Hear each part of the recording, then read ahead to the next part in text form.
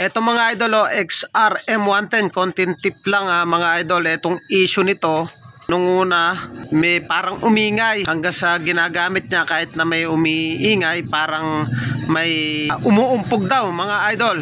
May umuumpog sa makina hanggang sa hindi niya na matadyakan mga idol. Ngayon, nung pagbukas ko ng makina, tingnan nyo yung kanyang piston mga idol. Ito yung kanyang piston. Tingnan nyo tong gilid mga idol.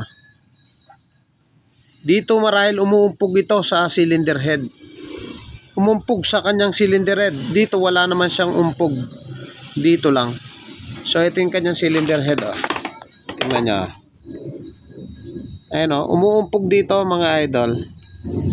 Dapat hindi siya uumpog. Tingnan, sukat natin sakto siya.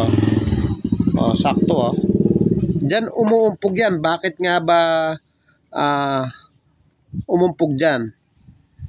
So dahil ang ginawa daw nung shop, tinabasan to dahil nga nagkaroon ng mga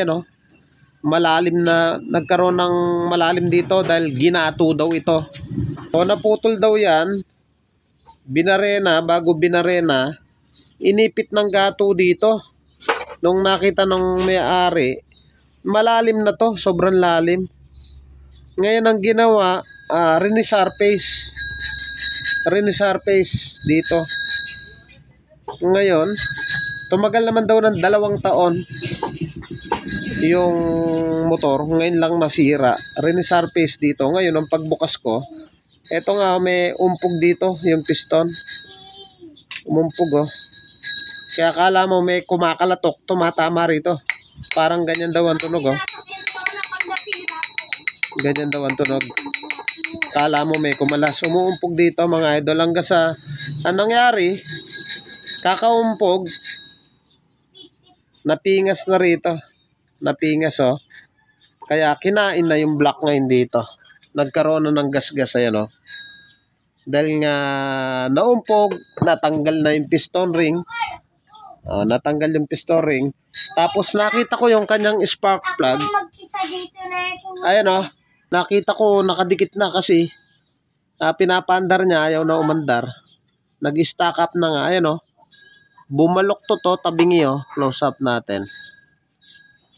Dayo from Talimundok, Orani, Batan. Shout out kay boss may-ari nito. Ayan So dumikit din dito. Dito nakakabit yan sa butas. Pinagtatakan ko pati spark plug. Dumikit ayan diba? Ngayon, pansinin nyo mga idol dito yung spark plug. Ayan yung pingas niya, tapat din ng spark plug. Ito, dito yung spark plug Ayan, pag ganyan dito banda yung spark plug. So, inabutan din. Ngayon, ang tip ko sa inyo, pag rinisarface to mga idol, ang dating kasi nun bababa, aatras doon. Aatras. Ngayon, ang tip ko sa inyo, mag-double gasket kayo dito. Para medyo tumaas, bumalik yung tinabas dito sa cylinder head. Aangat ulit dito para maiwasan natin yung ganong senaryo. So, umumpog rito. Ayan paikot inumpugan ng piston. So, yun lang ang tip ko sa inyo. Pag nag-resurface dito, rinisarface daw ng machine, sumobra siguro yung tabas. Ngayon, hindi man nag-double gasket, hindi dinouble check. So, ayan ang kinauwian. So, gastos na malala. So, yun lang.